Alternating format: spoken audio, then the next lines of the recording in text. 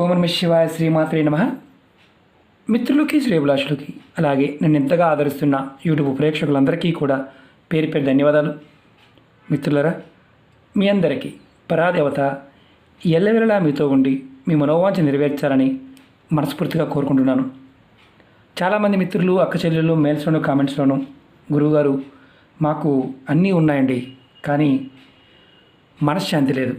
అంటే అన్నీ ఉన్నాయంటే ధన సంపాదన ఉంది, ఐశ్వర్యం ఉంది, కానీ మనశ్శాంతి లేదు. అలాగే మా కుటుంబ సభ్యుల మధ్య ఎప్పుడు గొడవలు వస్తున్నాయి, తగ్గడం లేదు. చాలా ప్రయత్నం చేస్తూ ఉన్నాం, కానీ మాకు నిత్యం ఏదో ఒక సమస్యతో గొడవ పడుతూనే ఉంటున్నాం. ఏదైనా నిత్య జీవితంలో డబ్బులు ఖర్చు కాకుండా తేలికగా మన ఇంట్లో ఉండే పదార్థంతో ఏదైనా ఉపాయం ఉందా అని చాలామంది అడిగారు. నిత్య పూజా విధానంలో ఒక చిన్న విధానం ఉంది. ఆ విధానం మీకు తెలియచేస్తాను. ఈ విధానం వల్ల మీ కుటుంబ సభ్యులు గొడవలు జరుగుతూ ఉన్నా, అలాగే మీకు మనశ్శాంతి లేకపోయినా మీరు ఈ చిన్న ప్రయత్నం చేసి చూడండి. ఇది శుక్రవారం నాడు చేయాలి. మీకు అంటే ఇంకా ఎటువంటి ఫలితాలు ఉంటాయి అని అనుమానం ఉంటుంది. మీకు మీ మాటకు విలువ లేదు, మీకు గౌరవం లేదు అని బాధపడుతూ ఉన్నవారు ఎవరైనా సరే ఈ చిన్న ప్రయత్నం చేసి చూడండి. ఈ ప్రయత్నానికి అంటే ఇందులో మళ్ళీ ఇంకొక సమస్య ఉంది. ఏంటంటే మా పిల్లలు కూడా చేయవచ్చా, మా పిల్లలు మాట వినటం లేదు, చేయవచ్చా అని అడుగుతుంటారు. వారు కూడా చేయవచ్చు. అంటే మీ పిల్లలు మీ మాట వినకపోయినా, లేదంటే మీ మాట వినడానికి, మిమ్మల్ని గౌరవించడానికి, మీకు విలువ ఇవ్వడానికి కూడా చేయవచ్చు. అలాగే భార్యాభర్తల మధ్య గొడవలు అధికంగా జరుగుతున్నట్లయితే, ఇంట్లో ఏదో గొడవ అవుతుంది, గొడవ అవడం వల్ల భార్యాభర్తలు దూరంగా ఉంటున్నారు, వారిద్దరి మధ్య అన్యోన్యత లేదు. అలాంటప్పుడు కూడా మీరు ఈ ఉపాయం చేయవచ్చు. ఈ ఉపాయం చేయడం వల్ల ఇంకొక లాభం ఏంటంటే, నెగటివ్ ఎనర్జీ ఏదైతే ఉంటుందో, అంటే కనుదృష్టి వల్ల, ఇతరుల ఏడుపు వల్ల భార్యాభర్తల మధ్య గొడవలు అవుతూ ఉన్నా అది తగ్గుతుంది. మీకు పాజిటివ్ ఎనర్జీ పెరుగుతుంది. ఈ ఉపాయాన్ని ఆడవారైన మగవారైనా చేయవచ్చు. ఆడవారు నెలసరి సమయంలో మాత్రం చేయకూడదు, అది గుర్తుంచుకోండి. ఈ ఉపాయాన్ని శుక్రవారం ఉదయం 5 గంటల నుండి మధ్యాహ్నం 12 గంటల మధ్యలోనే చేయాలి. 12 తర్వాత చేయకూడదు. ఈ ఉపాయాన్ని అంటే ఉదయం 5 దగ్గర నుంచి మీరు 12 గంటల మధ్య ప్రాంతంలో చేయండి. ఈ ఉపాయానికి కావాల్సిన పదార్థాలు చెప్తాను. కొంచెం తేనె కావాలి, ఒక అరటిపండు, ఒక యాలిక, పచ్చకర్పూరం. మీరు శుక్రవారం నాడు ఇది స్నానం చేసిన తర్వాత మాత్రమే చేయండి. స్నానం చేయకుండా చేయవద్దు. ముందుగా మీ పూజా గదిలో మీరు అమ్మవారి పట్టం ముందు, అంటే లక్ష్మీదేవి కానీ, సరస్వతి కానీ, దుర్గాదేవి కానీ, ఎవరైనా సరే అమ్మవారి స్వరూపంగా ఉన్న పటం ముందు ఆవు నెయ్యితో దీపం వెలిగించండి. లేదా మీకు ఆవు నెయ్యి లేదనుకోండి, కొబ్బరి నూనెతో వెలిగించండి. ఆవు నెయ్యి కానీ లేదా కొబ్బరి నూనె కానీ. దీపం వెలిగించిన తర్వాత ఒక ప్లేట్ తీసుకోండి, లేదా ఒక తమలపాకు తీసుకోండి. మీకు తమలపాకు అందుబాటులో ఉంటే తమలపాకు తీసుకోండి, లేదంటే ఇలాంటి ప్లేట్ తీసుకోండి. దానిలో ముందుగా మీరు ఏం చేస్తారంటే అరటిపండుని ముక్కలుగా కట్ చేయండి. నేను చూపిస్తాను. అరటిపండుని మీరు ముక్కలుగా కట్ చేయండి, చిన్న చిన్న ముక్కలుగా కట్ చేయండి. మనకి దేవాలయాల్లో అరటిపండుని కట్ చేసి గుజ్జుగా చేసి అమ్మవారి దేవాలయాల్లో శుక్రవారం నాడు నైవేద్యంగా పెడుతూ ఉంటారు. భార్యాభర్తల మధ్య గొడవలు జరుగుతున్నప్పుడు చాలామంది మనకు చేస్తూ ఉంటారు. తర్వాత ఇలా ప్లేట్లో కట్ చేసిన అరటిపండు మీద మీరు కాస్త తేనె వేయండి. మీకు చూపిస్తున్నది అది కూడా.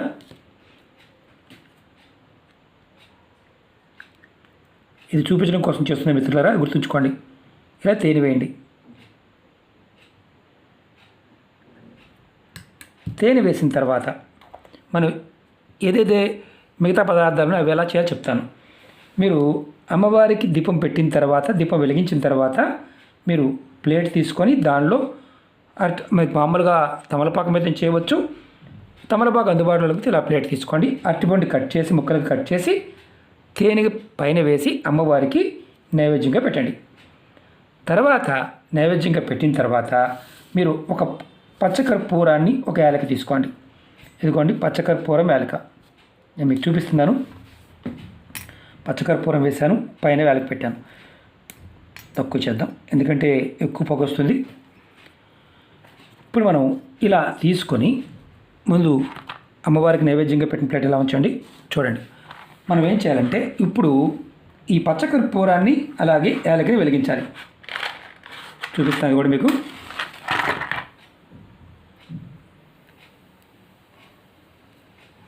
ఇలా వెలిగించండి. వెలిగించిన తర్వాత మీరు మామూలుగా హారతి ఇచ్చే విధంగా మీరు అమ్మవారికి ముందు చూపించండి. అమ్మవారికి హారతి ఇవ్వండి. ఇచ్చిన తర్వాత అంటే ఇలా వెలిగించి అమ్మవారికి హారతి ఇవ్వండి. నేను మీకు మామూలుగా చూపిస్తున్నాను. హారతి ఇచ్చే దాంట్లోనే ప్లేట్లోనే చేయవచ్చు, మీకు అందుబాటులో లేకపోతే ప్లేట్లోనే చేయవచ్చు. తర్వాత మీరు ఈ ధూపాన్ని అన్ని గదులు, మీ ఇంట్లో ఉన్న అన్ని గదులు చూపించండి. తర్వాత చూపించిన తర్వాత ఇది తీసుకొచ్చి మళ్ళీ అమ్మవారి దగ్గర పెట్టండి. మీరు ఇప్పుడు పెట్టిన తర్వాత అరటిపండు ముక్కలు కట్ చేసి మనం ఏదైతే తేనె వేసాం కదా, ఆ నైవేద్యాన్ని ఇంట్లో ఉన్న కుటుంబ సభ్యులందరికీ కూడా ఒక్కొక్క ముక్క, చిన్న అరటిపండు ముక్కని కుటుంబ సభ్యులందరికీ ప్రసాదంగా ఇవ్వండి. మీరు కూడా తీసుకోండి. ఈ ఉపాయాన్ని మీరు ప్రతి శుక్రవారం చేయండి. ఈ ఉపాయం చేసిన కొన్ని రోజుల్లోనే మీకు మార్పు కనిపిస్తుంది. కుటుంబ సభ్యుల మధ్య గొడవలు తగ్గుతాయి, భార్యాభర్తల మధ్య అన్యోన్యత పెరుగుతుంది, మీ ఇంట్లో సకారాత్మక శక్తి పెరుగుతుంది. మీ మనసులో ఏదైతే మనశ్శాంతి కావాలనుకుంటున్నారో, గౌరవం కావాలనుకుంటున్నారో, పిల్లల మాట వినాలనుకుంటున్నారో వారందరూ మీ దారికి వస్తారు. ఇది మనం దేవాలయాన్ని చేస్తూ ఉంటాం. ఇది మన ఇంటి దగ్గర కూడా చేయవచ్చు. ఖర్చు అయ్యేది అరటిపండు, కొద్దిగా తేనె. ఇది మీకు అద్భుతమైన ఫలితాలు ఇస్తుంది. అలాగే మీరు ఇది శుక్రవారం చేయండి. మీరు కంటిన్యూగా చేస్తే చాలా త్వరగా ఫలితం ఉంటుంది. అలాగే మీరు రెగ్యులర్గా అంటే ప్రతిరోజు కొంతమంది తేనెని అలాగే పెట్టే అలవాటు ఉంటుంది, వారు మామూలుగా చేసుకోండి. ఎవరైతే సమస్యలతో బాధపడుతున్నారో వారు ఈ విధంగా చేసి చూడండి. అలాగే మీకు ఈ వీడియో నచ్చినట్లయితే లైక్ చేయండి, ఛానల్ని సబ్స్క్రైబ్ చేసుకోండి, పక్కనే ఉన్న గంట సింబల్ యాక్టివేట్ చేసుకోండి, 10 మంది మిత్రులకు షేర్ చేయండి.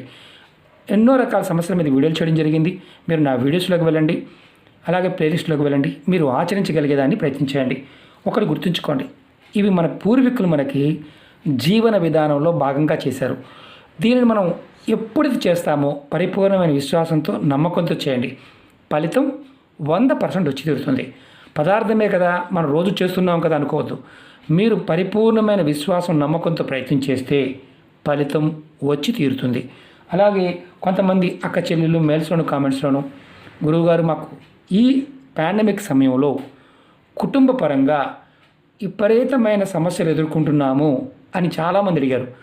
ఇది తేలికైనది, ఎటువంటి ఖర్చుతో కూడుకున్నది కాదు. అలాగే మన వస్తువులు కూడా పెద్దగా అవసరం లేదు, ఇంట్లో ఉండే వాటితోనే చేయవచ్చు. ఇది అంటే మీకు గురువుగారు మాకు పచ్చకర్పూరం లేదు, మళ్ళీ మామూలుగా ఆహార కర్పూరంతో చేయవచ్చు అని అడుగుతుంటారు. పచ్చకర్పూరము యాలకుతోనే చేయండి, అంతేగాని మామూలు కర్పూరంతో చేయవద్దు. పచ్చకర్పూరంలో అద్భుతమైన శక్తి ఉంటుంది, ఆకర్షణ శక్తి ఉంటుంది, లక్ష్మీదేవి మనకి ఆకర్షింపబడుతుంది. ఇది మీరు ప్రయత్నపూర్వకంగా చేసి ఫలితాన్ని మళ్ళీ మీరు కామెంట్ రూపంలో చెప్పవచ్చు. ఎందుకంటే ఇది చాలా అద్భుతమైన, తేలికైన, శక్తివంతమైన ఉపాయం. ఓకే మిత్రులారా, మీరందరూ కూడా ప్రయత్నం చేసి ఫలితాన్ని పొందండి. ఓం నమః శివాయ. శ్రీమాత్రే నమః.